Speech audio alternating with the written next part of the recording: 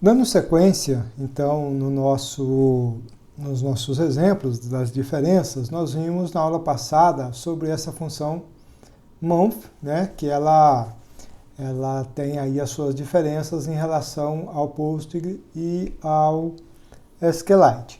E aí nós tínhamos um outro exemplo que a gente usou ela também, né, para fazer aquele outro pivô dos meses. Então aqui, na verdade, é o mesmo caso, né, o mesmo caso. Eu até coloquei aqui embaixo as alterações, ó, mas é o mesmo caso. Então, o que acontece? Você vai pegar esse código, né, do extract, igual nós fizemos, ó, você vai ter que trocar para todos. Ó. Se você estiver usando o editor aí do VS Code, conforme eu estou editando, você seleciona o que você quer alterar e vai pressionando Ctrl D, que ele vai selecionando, ó, tá vendo? Aí você cola de uma única vez. Então, teoricamente, esse código funcionaria para o PostGIS. Vamos colocar aqui. Será que funciona? Funciona. Tá lá. Então, da mesma forma, né? Da mesma forma, aí considerando apenas essa mudança vou dar um Ctrl Z aqui para voltar, do month, né, para o extract. E do SQLite a mesma coisa, você vai ter que colocar então aqui, o SQLite tem mais um detalhe, além desse, deixa eu trocar aqui para você ver, Ctrl D, várias vezes, coloquei, no caso aqui da comparação dele, ó, tá vendo? Eu até coloquei aqui, ó, você deve colocar o valor como uma string, ó, certo? Ó, você vai colocar o valor aqui como uma string, ok? Opa! E aí você completa aqui também como uma string.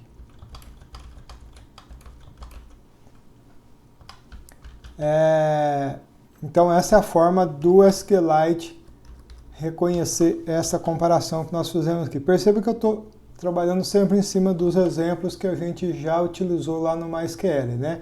Então tá aqui o mesmo resultado, ok? Então,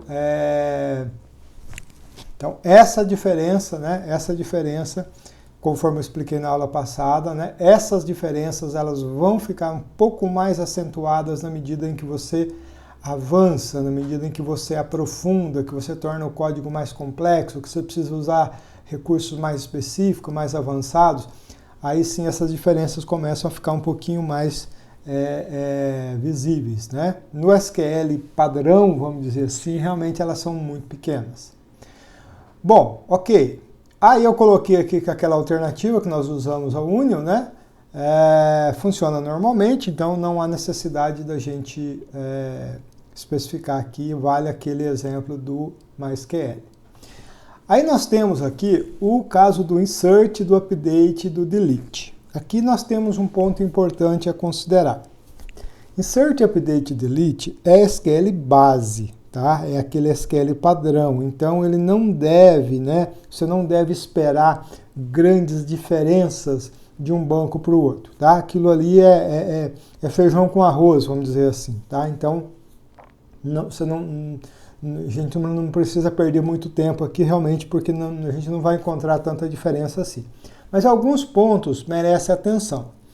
Esse caso aqui, ó, é um deles. Lembra que a gente tratou lá no MySQL, quando a gente tentou inserir essa data dessa forma, né? Que ele colocou, ele criou o registro, mas inseriu 0 a data, né? E depois a gente precisou fazer a correção, tal, aquele tipo de coisa. Então nós vamos fazer o seguinte, nós vamos pegar esse exemplo aqui, nós vamos executar ele no MariaDB primeiro, vamos ver como que o MariaDB trata essa questão aqui da data, né? Vamos lá.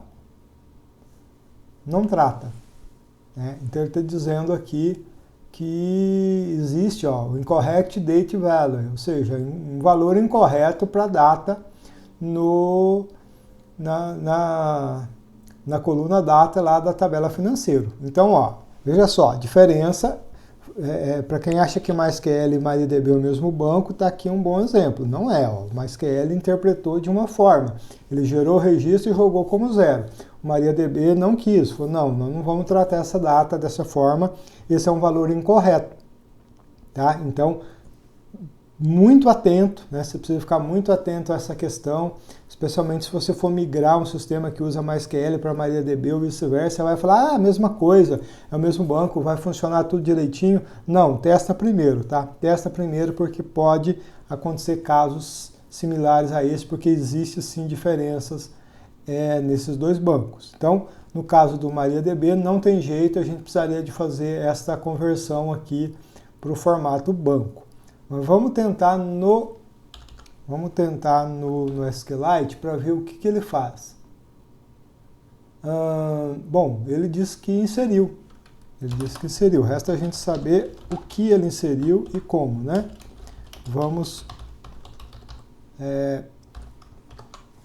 ver aqui. Foi o último registro, né? 61. Olha só que interessante. Ele inseriu a data no formato que nós pedimos. Ó. Tá vendo? Inseriu a data no formato que nós pedimos. Puxa, será que ele funciona então? Ó, tem uma observação que eu já deixei aqui, ó, né? Que o SQLite funciona, né? Conforme acima, mas fica zoado, né? Desculpa a expressão aqui, popular, né? Na ordenação, pois ele ordena como se fosse uma string.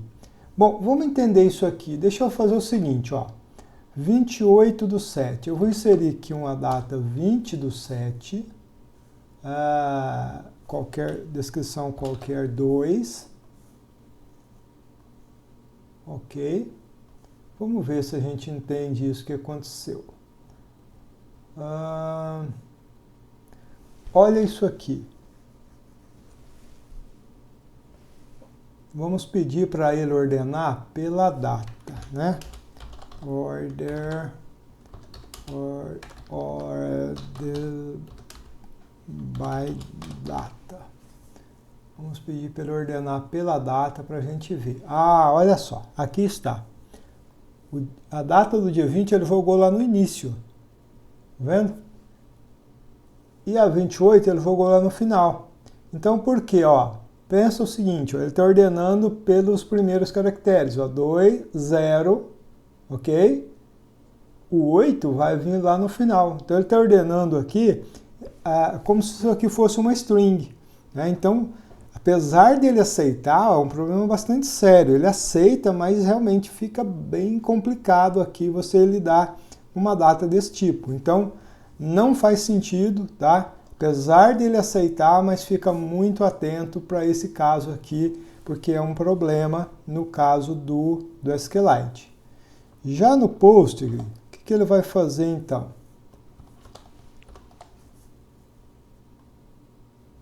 Ok, ele está falando aqui que funcionou. Eu coloquei aqui uma observação, né, que ele faz a conversão implícita para o formato do banco. Será? Será que faz mesmo? Vamos dar uma olhada, né? Vamos fazer aqui um select. Fazer aqui um select from e não from. Para a gente ver o que ele fez. Então vamos lá no final. Exatamente, ó. Ele fez a conversão implícita. Ele pegou aquela data no formato que nós colocamos, ele entendeu a data, né? Ele entendeu que isso aqui é uma data, que é uma data válida, mas ela não está num formato adequado para o banco. Então ele simplesmente fez aqui a conversão implícita e gravou da maneira correta. Então preste atenção nesse caso, ó. Os 4 bancos, cada um deles trataram essa questão de uma forma. O MySQL, ele gravou como 0, ou seja, desconsiderou toda a data. O MariaDB não quis gravar. O SQLite gravou do jeito que eu mandei, mas ficou meio bagunçado. E o Postgre fez a conversão implícita, ok? Que, a meu ver, seria a melhor alternativa. Uma vez que ela é uma data válida, o banco pode trabalhar com isso. Então, o Postgre tem aí um pouco mais de inteligência nisso. Não é à toa que ele tem, quando a gente fala que é um banco melhor, que tem uma infraestrutura melhor, é um banco mais robusto, né? Esses detalhes começam a aparecer e a gente começa a ver realmente como isso funciona. Então, ó, fica atento a esse detalhe da data. Ah, mas para resolver o problema para todos os bancos é trabalhando com o formato banco, ok? Isso aqui então vai resolver problema para o MySQL, para o MariaDB, para o Postgre, para o SQLite, para o SQL Server, para qualquer outro banco, né, relacional. Então vai ficar, eu penso, não trabalhei com todos os bancos relacionais, mas acredito que seria a solução do problema para todos os casos. Então, muito bem. É isso, eu acho que aqui no insert, isso aqui vale tanto para o insert como para o delete, né? Desculpa, para o insert como para o update, então essa questão da data. Na questão do update e o delete, a gente tinha um problema bastante sério, que era o caso do update sem where e o delete sem where, né? A gente viu que lá no MySQL, para a gente fazer isso funcionar, a gente teve que habilitar aquela opção, né? Nós tivemos que habilitar lá aquela opção para que o banco permitisse eu fazer. Então, por padrão, ele não deixa fazer, se habilitado manualmente, ele deixa. E os demais, como é que eles tratam essa questão, né? Então, vamos fazer aqui um teste, para a gente entender isso. Eu vou pegar aqui, por exemplo, a tabela. Vamos dar primeiro um update. Vamos fazer um update. Vamos pegar a tabela financeiro e vamos modificar. Vamos pedir para alterar set. Deixa eu ver o que a gente pode alterar aqui. Descrição, vai. Vamos pegar a descrição. Set descrição igual a... Vamos escrever aqui a palavra vazio. Vamos rodar sem where, né? Vamos rodar sem where para a gente ver como que ele trata. Vamos primeiro aqui no MariaDB. Ó, estou rodando sem where. Rodou, funcionou. Então pronto, tá aí mais uma diferença, ó, que a gente pode considerar no caso do MariaDB com o MySQL, tá? Tá lá, ó, vazio para todos os casos. Então o MySQL não deixou isso, precisou fazer a habilitação, depois ele deixou. O MariaDB aceita direto. Então tá aí uma diferença bem pontual, bem importante, inclusive, em relação ao MySQL com MariaDB. Vamos ver os demais. Vamos ver aqui no SQLite. O que ele me fez, hein? Será que funcionou? Será que não? Vamos ver. Não deu erro nenhum. Asterisco from financeiro. Funcionou bonitinho. Mandou ver sem problema nenhum. Vamos para o Postgre e vamos ver como que ele trata essa questão. Também funcionou. Deixa eu copiar aqui. Também funcionou. Vamos executar. Então tá lá. Então, ó, diferença, né, do MySQL para os demais bancos, né? Aqui eles funcionaram normalmente, né? Mas a gente precisa ter esse cuidado, né, ao usar esse comando sem where, já que nem todos os bancos, né, vão fazer essa trava, tá? Então é importante tanto para o delete como para o update fazer esta consideração. Muito bem. Antes de entrar no último ponto, que é um ponto bem importante aí em termos de diferença, a gente vai observar aqui o caso do DDL. Lá atrás, quando a gente criou a tabela, a gente inseriu depois um novo campo, né? Modificou esse campo e depois removeu esse campo na tabela. A gente fez isso lá no MySQL, funcionou direitinho. Aqui a gente tem algumas diferenças. Então vamos lá. No MariaDB, isso aqui vai funcionar da mesma forma, ó. Ok? venho aqui e modifico ele. Tudo bem, né? Se eu pegar então aqui a tabela modalidades, eu vou ver,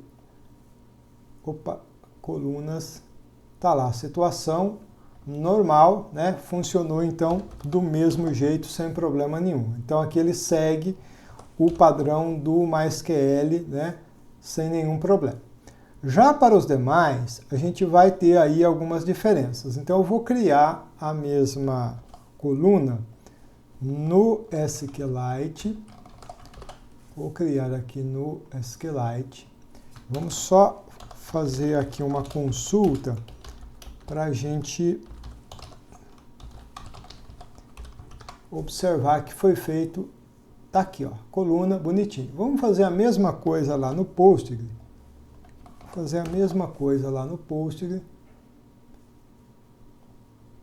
Tá aqui também, ó, criou a coluna status normalmente. Agora, a maneira como a gente usa para alterar, realmente, essa forma aqui, ela é específica, então, do MySQL e do MariaDB. No Postgre, a gente precisa fazer em duas etapas. Primeiro, usando o rename column para modificar o nome da coluna, ó, de status para situação, e depois, sim, usando o alter column para mudar, então, o tipo, né, para o varchar 30. Tá? Então, a gente faria dessa forma. Vamos executar lá no Postgre. Vamos executar aqui no Postgre e vamos ver o resultado. Pronto, tá lá, ó, alterou então para a situação varchar 30, ok? Então ela é feita dessa forma, né? São duas coisas ali que ele está fazendo. Já no SQLite, a gente consegue fazer uma coisa só, que é trocar o nome da coluna.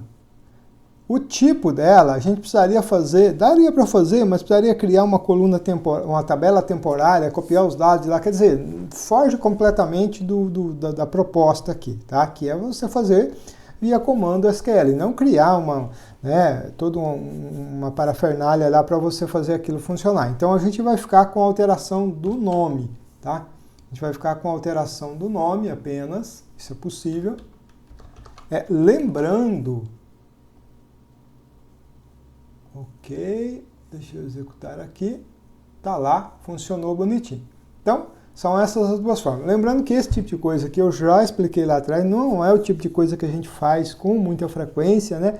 Então, em muitos casos, você às vezes acaba recriando a tabela, esse tipo de coisa, né? Mas se precisar usar, então, você tem essas diferenças para considerar. Isso apenas na forma de modificar. A exclusão, eu acho que eu já removi aqui, não, né? Deixa eu ver. Eu acho que eu já removi. Já. Ele falou que nem existe mais, eu já removi. Então, a exclusão normal aqui no Postgre e no SQLite também, ok? Então, a única modificação seria aqui na maneira de você alterar a tabela, né? Alterar um campo da tabela, conforme nós vimos aqui nesses exemplos. E aí, a gente vai para o nosso último tópico dessa aula, que é a trigger. A trigger, pessoal, é onde a gente tem realmente aí uma diferença bem mais significativa, né? Se a gente olhar para os bancos. Por quê? Porque aqui nós já estamos numa situação já um pouco mais avançada, né? Uma situação já um pouco mais diferenciada em relação ao SQL padrão, né? O SQL base. Então, assim, ó, o que nós fizemos lá no MySQL foi isso aqui, ó, né? Nós criamos a trigger, que era depois de inserir modalidade, né? Ele então iria fazer a criação do log, né? Daquele arquivo de log, nós fizemos aquele teste e funcionou tudo certinho. Então eu vou fazer o seguinte, primeira coisa, eu vou criar essa tabela de logs aqui no MySQL. Ok, tudo bem, criou. Agora, eu vou tentar criar esta trigger e ele vai dar um erro aqui para mim, tá? Ele vai dar um erro aqui para mim e eu não vou conseguir criar. Então aqui já mostra também que há diferenças aí entre o MySQL e o MariaDB. Na verdade, não. Na verdade, a diferença está no uso do delimitador. Enquanto que o MySQL aceitou esse delimitador, no MariaDB ele não aceita porque ele confunde isso aqui, né? É um caractere que às vezes é usado aí até como comentários, né? Então, você deve usar para o MariaDB um caractere duplo, tá? Sempre um caractere duplo, como esse, por exemplo, tá? Então, dessa forma, ó, ele vai conseguir criar a trigger. Então, é um detalhe sutil, tá lá, criou. É um detalhe sutil, contudo, é uma diferença, tá? É uma diferença, pois no MySQL ele aceitou daquela forma e no MariaDB ele não aceitou, tá? Então, a modificação ali dos delimitadores. Então, ok. O restante normal, né? O restante normal, vamos fazer aqui um insert para a gente ver. Fiz lá um insert, será que ele gerou o log? Gerou o log, né? Gerou aqui o log, eu tinha até gerado um aqui, creio eu. Deixa eu ver, 23, não, é o mesmo, ele criou duplo. Bom, enfim, funcionou. Então, tem esse detalhe que a gente precisa considerar aqui, tá? Dessa diferença entre o MySQL e o MariaDB. Já para o SQLite, modifica também um pouquinho, né? Vamos criar aqui a tabela de logs. Vamos criar a tabela de log, ele já criou ali para mim, então tá ok. A maneira de você escrever, né, a trigger, ela é um pouquinho mais simplificada. Olha só, aqui no MySQL você tem que trabalhar com essa questão do delimitador, senão se você deixar aqui o ponto e vírgula, ele vai confundir esse ponto e vírgula daqui, né, que ele estaria aqui, com esse ponto e vírgula e aquela coisa toda. O SQLite não, ele não tem esse problema, você pode trabalhar com o mesmo delimitador e muda também o seguinte, aqui no MySQL eu utilizei o concat, pegando ali o new, né, e usando aqui o ponto e vírgula como separador. Já aqui no SQLite, você vai usar então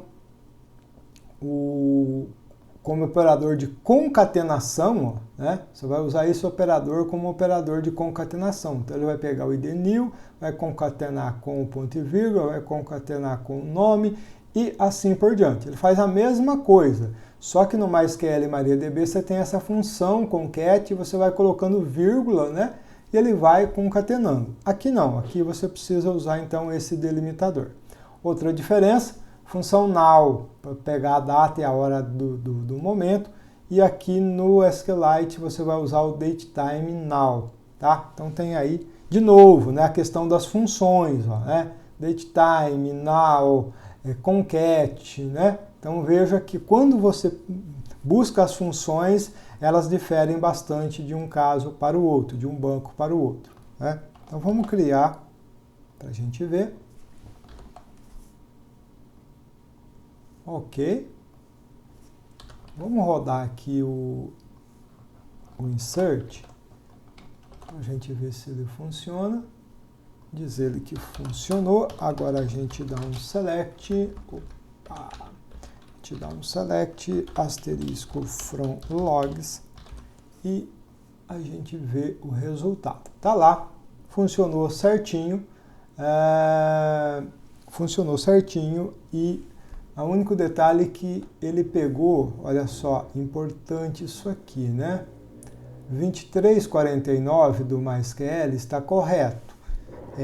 A do MariaDB está correta, é a minha data mesmo. Agora, essa data aqui, ó 26/5, 2349, isso está correto. Aqui, ó, 27/5, 0252, aqui ele está pegando o TC.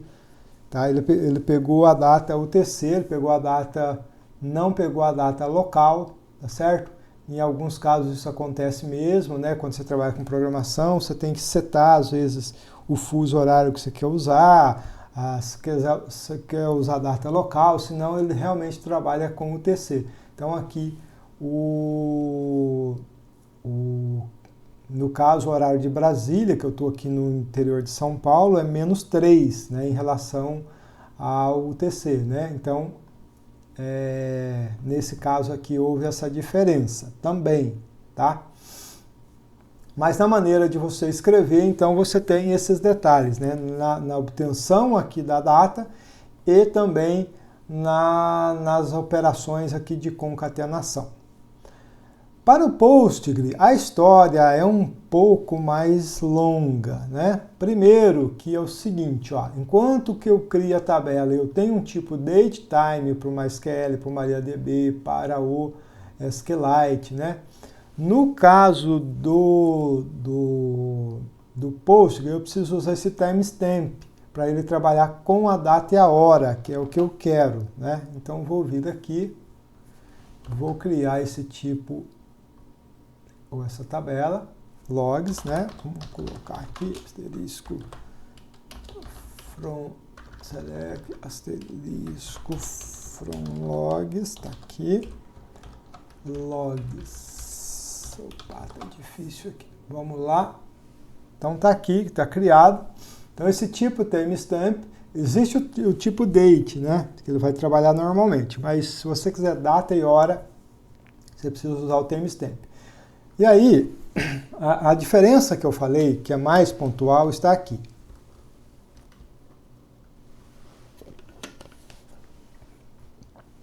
Veja só. Para você criar uma trigger, né, o ideal, né, é você criar primeiro uma função, e depois você criar uma trigger associando com essa função. Tá? Então, o que ele está fazendo aqui? Ele está criando ou reescrevendo, né, uma função chamada log modalidade insert, né, e aqui dentro ele está criando como se fosse a própria trigger, né? Então ele vai retornar aqui uma trigger e aqui dentro ele está criando o insert conforme nós vimos nos outros casos. Inclusive ele reconhece aqui o concat, né, o null normalmente, mas a maneira dele estruturar primeiro é dentro dessa função.